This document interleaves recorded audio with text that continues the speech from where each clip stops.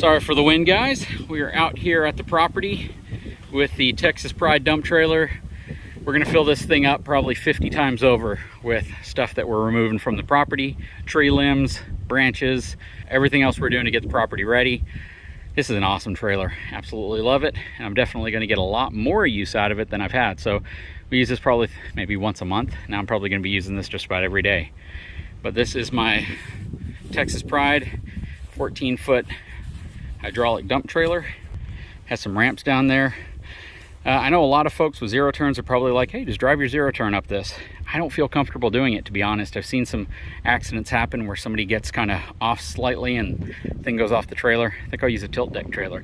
But let me know, how many of you use dump trailers to load and unload zero turn tractors? Okay, so we're definitely putting the trailer to use.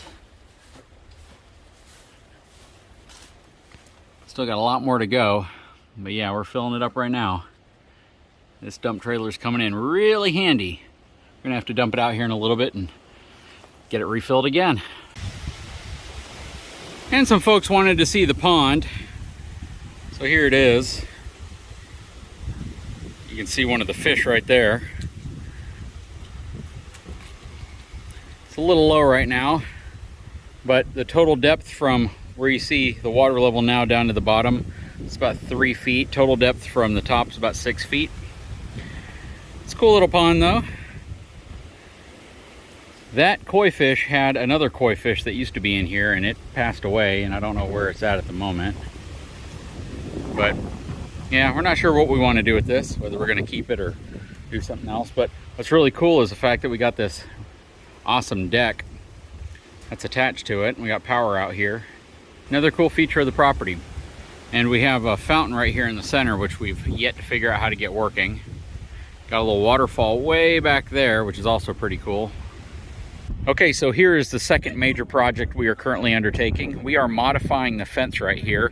We're taking this ranch fence down and we're actually making the opening about 60 feet wide. It's gonna taper in right here to two 20-foot ranch swing gates right here.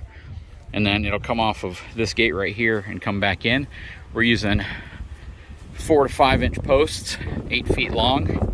They're going in the ground. We were considering tamping them versus concrete, but we opted to go with concrete. So we're gonna be putting concrete in all the way across here. It's gonna take us to the 2 gates right here. And these gates right here are the ranch style swing gates. They have the mesh down here, so when we let our dogs out in the yard, we don't have to worry about them getting past it, and offers a little bit more security. Coming along really good. We got 20 bags of concrete. I also have a couple 4x4 by 12-foot posts here, which will go into the ground, and we'll mount some more security cameras on. So that's going to be really cool. We're using the 7 to 8 inch diameter posts right here by 8 feet for the H-brace section, which is going to be right here. So we're gonna have an H-brace right here. It's gonna come out and kind of square off next to the fence opening itself. And when all this is said and done, I'm gonna have a 20-foot wide opening, which goes back this way, and it's gonna give me the ability to pull the RV all the way to the back of the property, where we're gonna have the slip and where I can connect to power. And we did opt to go with 50 amp, so we're gonna be running 50 amp power out here, not 30 amp like I indicated before. Apologize, it is very windy out here. We're having right now about 25 mile-an-hour gusts. Brought a cold front in, so it's only about 80 degrees outside and about 40% humidity, so we're real happy. Anyways, we got all the post holes dug. Gonna start dropping these in, cementing them, getting them anchored and supported, leveling them all off, and then we'll be on for the next part of the project, which will be getting it all wrapped with the mesh, throw the barbed wire on top, and get our fences up. Okay, so pardon the wind. Again, it's still very windy. Got these in, concrete down. Got another post that has to go over here. Again, you got the slightly narrower posts, slightly larger posts here. Got the 2 gates that are gonna go up over here.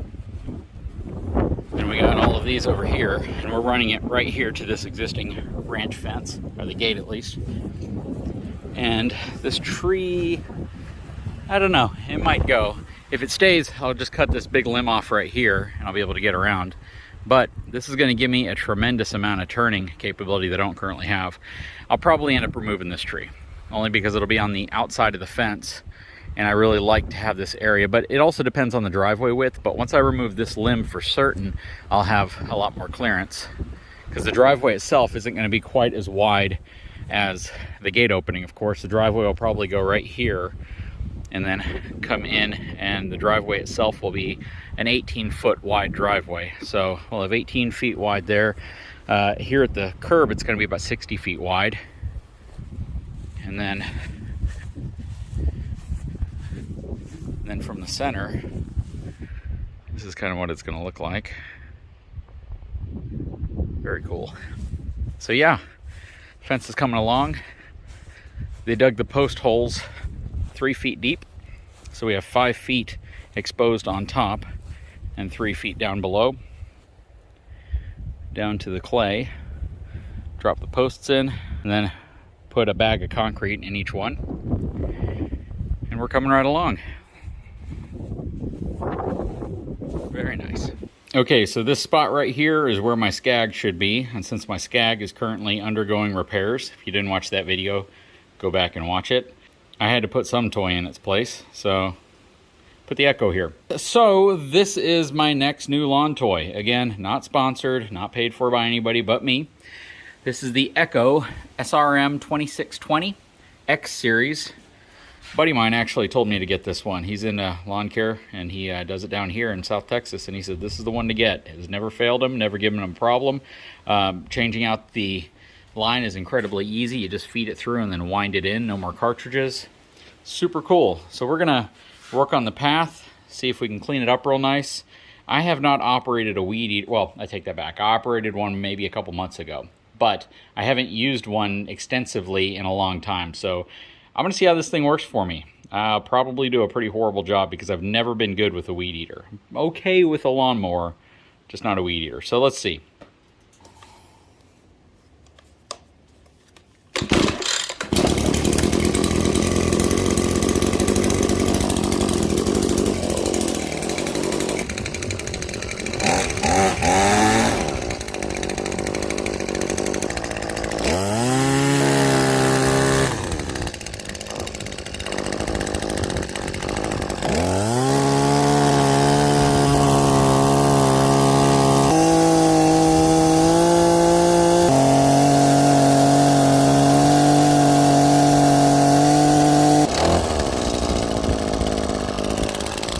Nope, still stuck with the weed eater. Okay, so we got all the posts in the ground. Got my electric bike right here. Man, that thing comes in handy out here. Going around this way. Got the corner right here. Got that done on each side. Coming back here. It's gonna run right in front of this tree, so I won't have to remove that tree, thankfully. And then I'll go right to this post over here. Still gonna have to do something with this tree. So the sun is setting. We completed a lot today. I have my small trailer way over here, my little cargo next to the big gooseneck. It is absolutely gorgeous out here. Wow, shh, everyone be quiet. There's a couple deer that are really, no, I'm kidding, these are fake. All right guys, next day. Gate's coming along really good. Getting everything positioned. We're gonna do the other side over here. So far, it's looking good.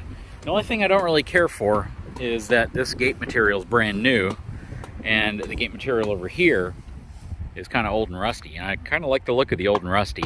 We didn't find that in black. Had we probably would have gone with that. But overall, it's looking really good. Once we get the two gates up, I got some ground posts that'll go on the ground to hold them shutter open, and then mainly open if I'm driving through, but then I got a really cool locking mechanism. I'll show you guys whenever we get to that. I'm gonna go pick up the crew some lunch. That's what it looks like so far. Pretty cool.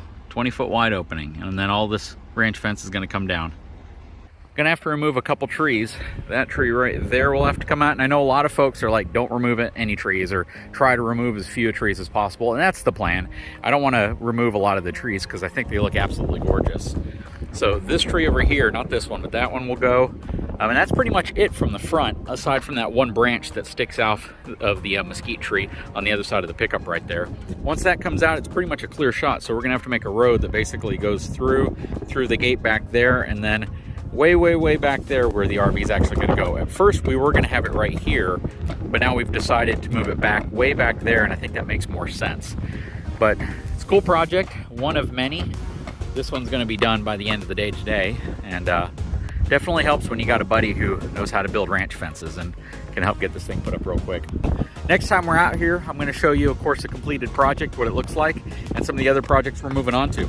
Anyways, guys, I sure hope you enjoyed this video. If you haven't had a chance, please take a moment, subscribe to my channel, give me a thumbs up, and we'll talk to you again very soon.